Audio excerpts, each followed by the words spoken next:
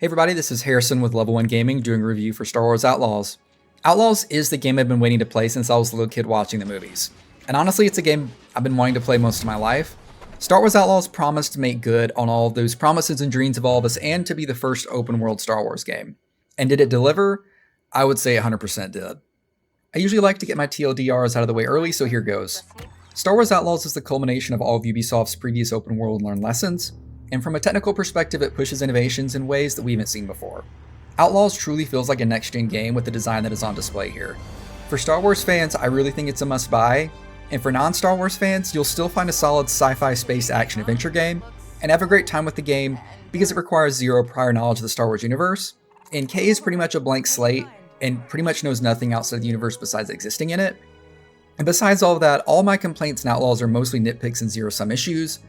And moreover, doing a healthy chunk of side content, along with finishing the main story, I wrapped up Outlaws after about 36 hours. And as soon as I'm done writing this, I'm diving back in. So this game on the whole respects your time more than most Ubisoft open world games. Quick side note too, I played all 36 hours on an Xbox Series X. The game was left on quick resume the entire time, which is about over a week of playing, and I never had any crashes, glitches, or anything that occurred that sometimes plague the quick resume feature. So at its core, Star Wars Outlaws is a heist film, or a heist game. In Outlaws, your first score goes horribly wrong and shenanigans ensue. The simplest way to break down the plot is Kay ventures around a few different planets to recruit a crew, learn new skills, outfit her blaster, speeder, and ship, all while making or breaking relationships with the different crime syndicates that are in this area of the galaxy. And if you think that sounds mundane, I would say on the whole you're wrong. I mean, you can obviously think what you want, but from that plot itself, I didn't expect much, but throughout this plot, I was consistently engaged, regularly surprised by how the story kept throwing curveballs or plot twists at you. And almost every single plot thread you go down or quest you take on usually has two different ways to resolve, which kept me very much engaged. Overall, I really did enjoy the plot. However, I do think they didn't give enough time or interactions for you to truly care or feel engaged with some of your crew. I understand why that is from a design perspective, because once you start the game, you can go after any of your crew in any order that you want. So depending on which order you get them in is how long you've had that crew on your side. However, it felt odd to get to the prep for the final quest and be expected to share a toast, motivational speech, and drink with some of your crew like they're old buds. But one of them specifically, I had recruited literally 1 hour earlier, so it kind of fell flat for me.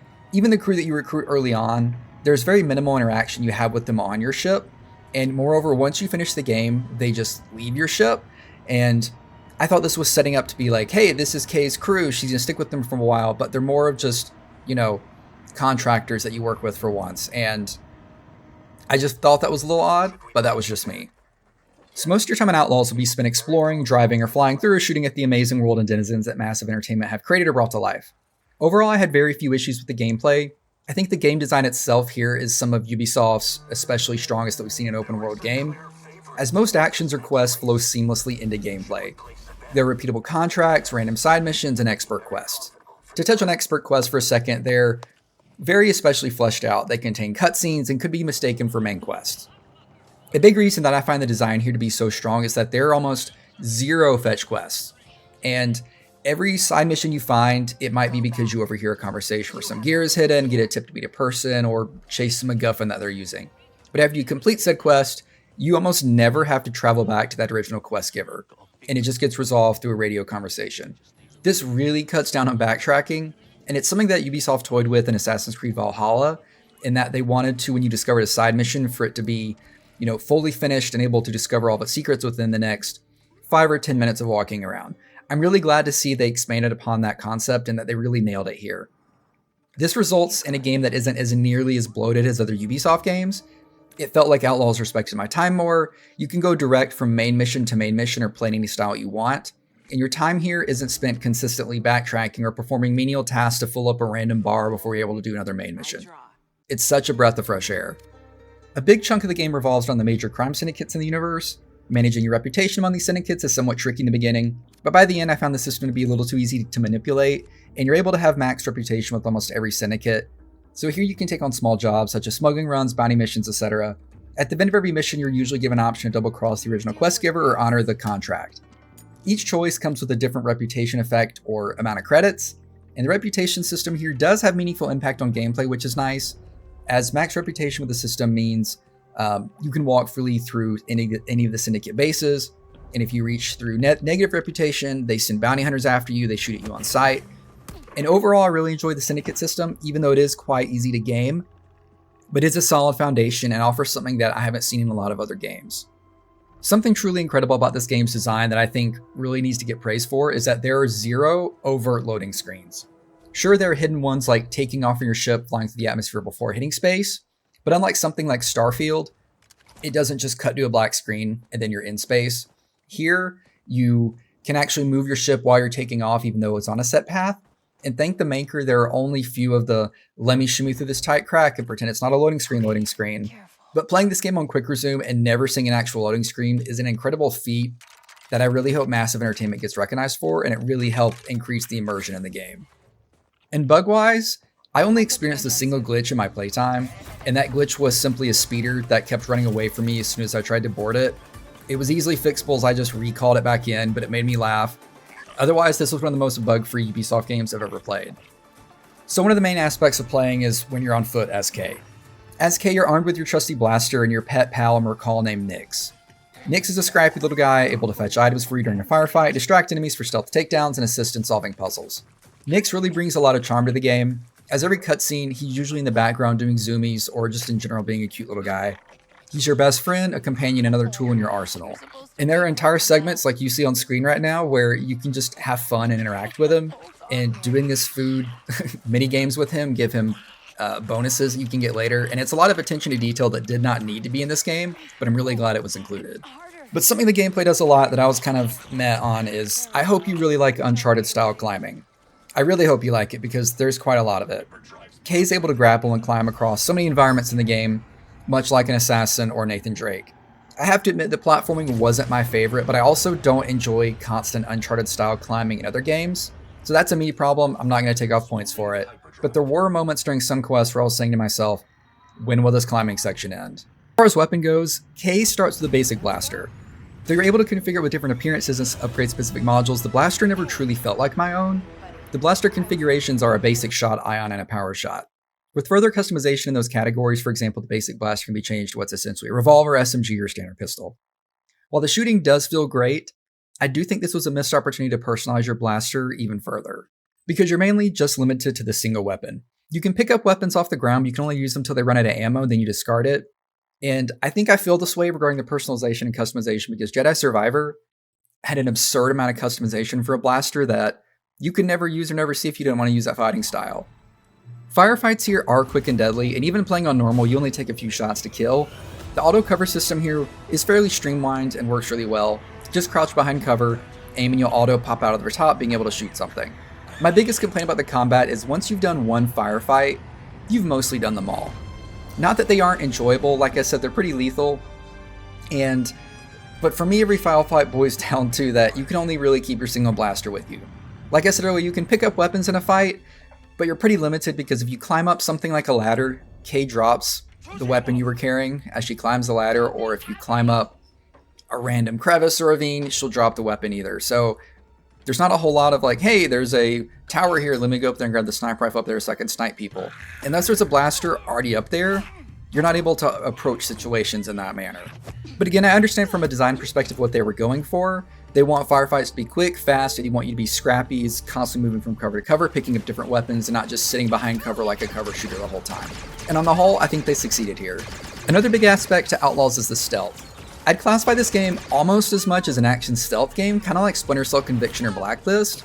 Kay even has the mark enemies with a button and then press another button to kill them all instantly in slow motion. And I've seen a lot of people hate on the stealth in this game, but I never had a problem with it. If you get spotted, Kay gets a skill where she can, quote, fast talk an enemy to delay capture, and while they're distracted, you can quick draw to fire at the enemy, and many of the missions have instant fails for if enemies raise the alarm. But again, I never minded this too much, as you can use Nyx to sabotage alarms from fairly far away, so if all the alarms are disabled and there's only one or two per section, you can instantly just blast away, because enemies can't raise the alarm, and so you're good to just open fire. Along with this, if somebody does spot you, along with the being able to fast talk, you can send Nyx to attack whoever spots you, so you can just sprint up and knock them out. I understand many will take issue with the instant fail state missions, but I never had a problem with them, and along with getting a stun shot, and having nicks and being able to melee people. I understand that if stealth isn't your thing, you might have a harder time. Regardless, Ubisoft has already said they will be addressing these missions in an upcoming patch, but if the stealth is what's keeping you from buying this game, I wouldn't let it do that.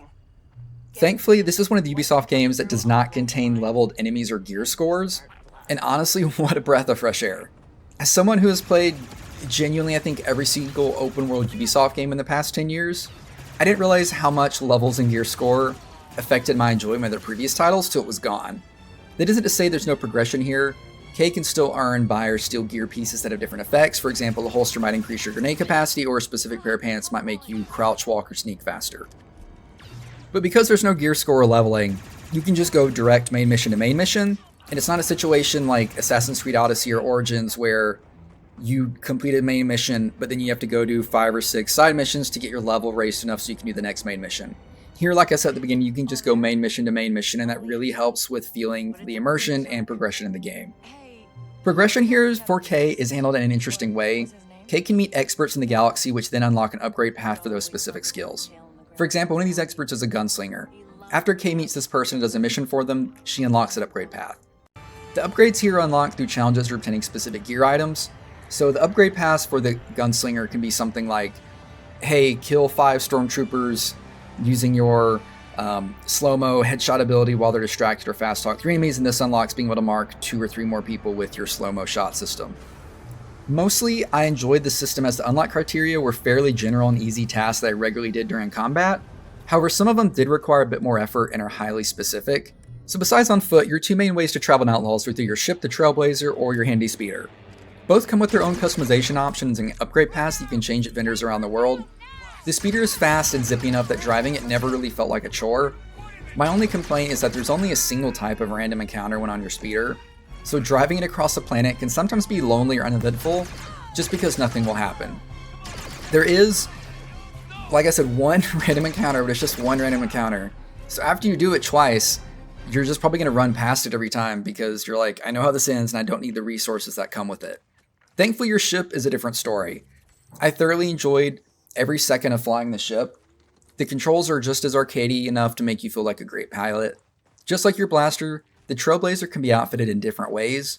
Would you like to fire a massive proton torpedo that does a ton of damage, or multiple fast homing rockets with less damage?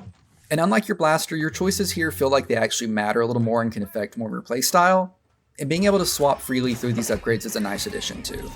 While roaming space, you'll find space stations to dock at, pirates to destroy, and space wreckage to search for loot. Unlike the ground, there are more types of random events and they occur much more frequently. And as a result, flying through space is much more eventful. My main quibble with the flying is that you can't leave the cockpit to walk around your ship while in space. So if you want to browse contracts to accept in that area of the galaxy, you'll need to land and then check the terminal for jobs, which is in your ship. Not a huge deal, but seems kind of like an oversight. One aspect of gameplay that I can't quite make my mind up about is the way that you interact with cities. Mainly because there's very little interaction or gameplay-wise within cities. Sure, you can buy stuff, play Pazak, bet on Father Racing, you can sneak around syndicate bases, but for the most part, you're unable to have, meaningful gameplay. You can't pull out your blaster, there are 0 random encounters, but going through these cities is absolutely amazing and gorgeous. They fill to the brim with people, assets, and billions of small details. So it is sad that going through these cities is mostly just a beautiful looking walking simulator. But from a design standpoint, I do understand why. Like I said, they're filled with so many people and assets and small details that I'm sure that physics-wise the game would crash if you could actually interact with all these things. The main other thing and problem is that navigating these cities is such a chore. Let's take Mos Eisley for example. If you're somewhat familiar with Star Wars, you know about Mos Eisley. You probably know Mos Eisley. You've probably walked around there in Battlefront and other Star Wars game. I was happy that it was in this game with the level of detail they were bringing to it, until I learned that their city planner for Mos Eisley must have smashed his head into a wall as he was designing it. It's mildly hard to put into words, but walking between points in a city is never as fluid as it needs to be or should be. There are unnecessary dead ends, or there are higher and lower floors that are only accessible through very specific hallways that are the block away from the place that you're actually at. This might be a me problem, but I began to constantly fast travel in cities because it became such a chore to navigate through them. Which is a shame, like I said, because these cities are so gorgeous and brought to life in such an amazing and spectacular way. But as a human who has walked through a city once in my life, they're just very odd to navigate, and I'm curious if anybody else feels the same way. So let's talk about the audio. It's Star Wars. The audio is guaranteed to be amazing given the massive bank of noises and sounds that Lucasfilm has. Besides that, I really enjoyed the musical score the game has, and the main track especially is fun and unique. The soundtrack includes motifs and styles that we haven't heard in a Star Wars property before, and overall the soundtrack here, in my opinion, would fit right alongside any other Star Wars property, live action or animated. Voice acting all around is solid as well. If I had to nitpick something, I would say the characters are maybe a tad too stoic in some situations, or calm in massive high-stakes situations. As a result, the energy of big moments might not hit the heights that were originally intended. So now we can talk about graphics. In typical massive entertainment fashion, the graphics here are spectacular. If you played the recent Avatar Frontiers of Pandora game, the graphics here are just as impressive, and you can really see how Massive so lovingly recreated the Star Wars universe here. Navigating through the game is constantly a feast for the eyes, and I touched on cities earlier, but they are truly remarkable here. In the galaxy in general, just how much random junk, people, and general goods are strewn about the world of the cities is amazing to see. And like I said at the beginning, if you ask me what a truly next-gen game looks like, I would say something like this. So environment and general asset-wise, 10 out of 10. That being said, some of the facial animations look a little stiff, and this is a problem that Ubisoft has had in many other games. However, the main characters usually looked pretty good. But here, how Kay looks from cutscene to cutscene or conversation to conversation is unfortunately a mixed bag and not really consistent.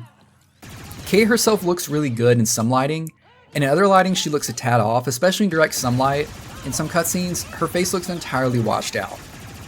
Besides that, her face can sometimes hit Uncanny Valley level, much like the Hogwarts Legacy NPCs. And specifically, there's one cutscene where I thought the child version of Kay wasn't unfinished. And there's another cutscene where her head shape looked entirely different than the way it is in the rest of the game. And there were some unfortunate situations that seeing her facial reactions and movements took me a little bit out of the game because of how janky they looked, unfortunately. However, all your companions and major NPCs look fantastic. So let's get to the big thing that Ubisoft is known for in these games: the replayability and how much content is in them. In typical Ubisoft fashion, Massive created really a massive world in Outlaws, again pun intended. But as I noted at the beginning, this one respects your time much more. It's not as bloated as other Ubisoft open worlds. I completed almost every side mission and still beat the main story in under 40 hours. To put in perspective, I think Assassin's Creed Valhalla took me at least like 60 to do the main story and some side quests. But that's not to say there's not a lot of content. There are still numerous expert missions, side missions, collectibles, repeatable contracts, puzzles, and locations to discover. And still I have so much to do after beating the main game. Some other fun content the game brings is Sabacc, Star Wars' official card game. Sort of like Gwent in The Witcher here, you can collect unique cards, face off against renowned high-stakes gamblers, and in general play cards for hours on end if you want. On its face, Sabacc is basically inverse blackjack, with the goal to get as close to zero as possible with your numbers while being affected by different modifier cards. You can also bet on Fathier racing, which is essentially horse racing, which on a personal note is kind of hilarious because The Last Jedi made such a point to free these animals and make a statement there about the evils of horse racing. But here it's relegated to a minigame, but that does kind of continue the line of ethically questionable minigames in Ubisoft games, much like looking at you Far Cry 6 with your cockfighting minigame. But overall, Outlaws is an incredible achievement and an awesome step forward for Ubisoft's open worlds. And more than anything, Star Wars Outlaws is the open world Star Wars game I've always wanted to play. Well, that'll wrap it up for me. Again, I'm Harrison with Level 1 Gaming, and we'll see you next time.